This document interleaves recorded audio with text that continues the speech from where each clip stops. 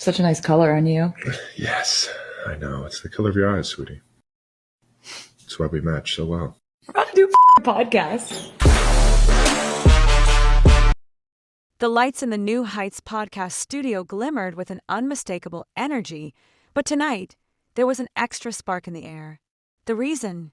Music icon Taylor Swift was in the house, and not just as a superstar, but as a guest sitting across from her boyfriend, Travis Kelce, and his brother, Jason Kelce.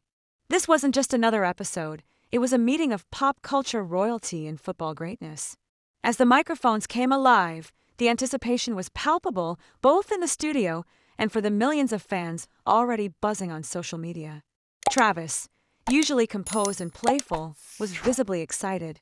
He grinned, his eyes sparkling with pride, and leaned forward with a charm that's made him a fan favorite on and off the field.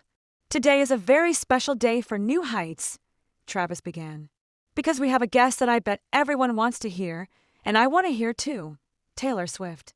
Jason, never one to let his younger brother bask in the spotlight for too long, immediately jumped in with his trademark wit. "I've never seen you prepare so carefully for a podcast episode." Travis wiped down the table, replaced the microphone, and even lit scented candles. "This guest must be very important." Taylor laughed, glancing at Travis, her smile softening the moment. "You're important. I know that," Travis teased, but there was a real affection in his words that didn't go unnoticed. Taylor's entrance was understated yet magnetic. Dressed simply in a cream sweater and jeans, she gave off an approachable aura, very different from her larger-than-life performances. But her presence was undeniable. She greeted everyone warmly, her voice carrying that familiar twang that's echoed through stadiums worldwide. "Hello everyone, I'm finally here. I've been hearing about New Heights since you two started, and I've been really curious to see what it's like behind the scenes." Jason, always quick on the draw, responded, "And you picked the right time to come because we have a lot of questions from fans just for you." The dynamic between the three was immediately compelling. The chemistry was effortless, part banter, part genuine affection. Swifties and football fans alike were glued to their screens, waiting to see what secrets would be spilled. The conversation turned to the most anticipated topic, Taylor and Travis's relationship. Jason, the ever-enthusiastic older brother, asked the question on everyone's mind. "What made you decide to do the podcast?"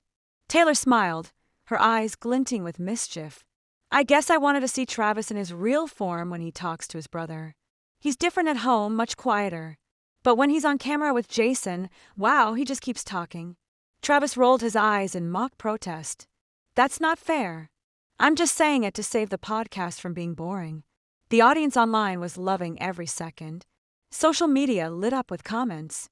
Some fans joked about Travis being soft around Taylor, while others speculated about the possibility of a Taylor Swift song inspired by the tight end.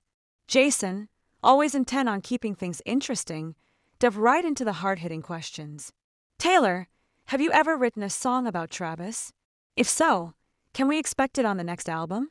Who's a better cook, you or Travis? When you watch the Chiefs play, do you ever yell, 'Throw the ball to Travis'?" Taylor, ever the master of keeping people guessing, was both coy and playful in her answers. "I'll let the audience discover the song," she teased, sending the internet into a frenzy of speculation. "As for cooking, I think Travis wins on baking and I'm better on dessert." On the topic of cheering at games, she smirked. "I don't just yell 'throw the ball' to Travis. I yell things that shouldn't be broadcast." The studio broke into laughter. This was the Taylor Swift people loved, the witty storyteller, unfiltered, yet always in control of her own narrative. As the conversation continued, it became clear that this wasn't just a publicity stunt. The connections were real.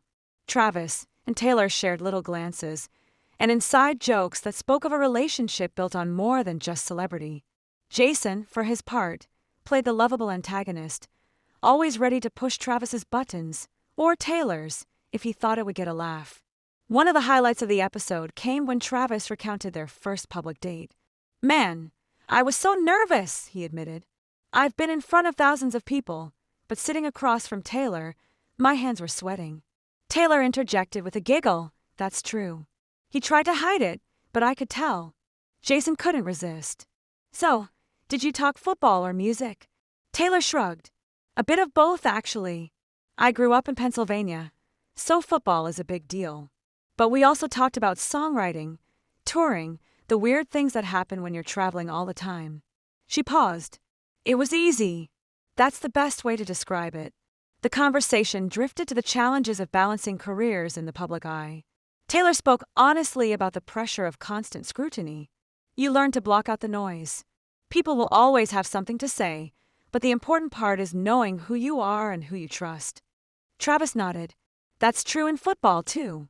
You have to block out the crowd, focus on the game, trust your teammates. Jason looked at both of them. Do you get competitive with each other? Taylor laughed. Oh, definitely. We played mini golf last week.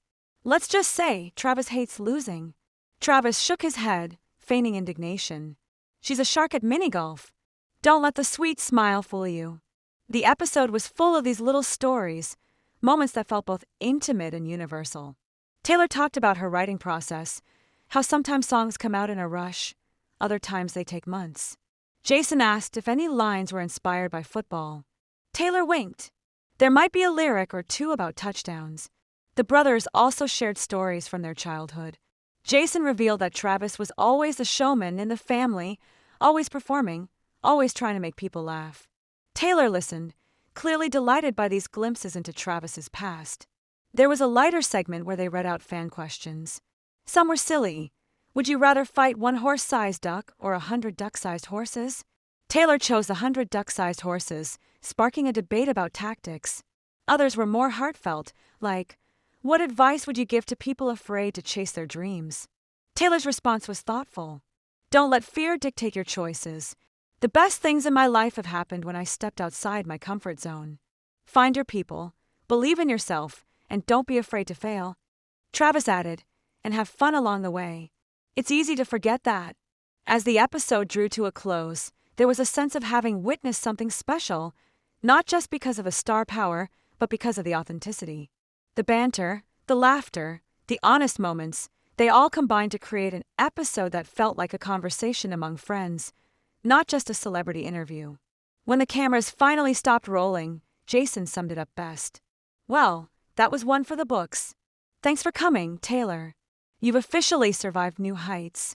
Taylor smiled, reaching across the table to squeeze Travis's hand. Thanks for having me.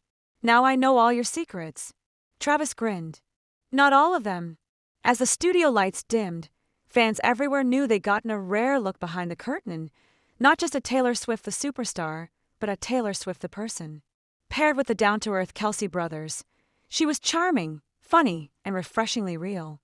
The episode quickly racked up millions of views, with fans dissecting every moment, every glance, every inside joke. Social media was ablaze with memes, theories, and declarations of love for this unlikely trio. But perhaps the most lasting impression was the reminder that, even in a world obsessed with fame and spectacle, the most compelling stories are the ones that remind us of our own lives, the awkward first dates, the sibling teasing, the competitive games, the dreams chased against the odds. For one unforgettable hour, New Heights offered all of that and more, leaving fans already clamoring for a sequel. And if there's one thing Taylor Swift and the Kelce brothers know how to do, it's leave people wanting more.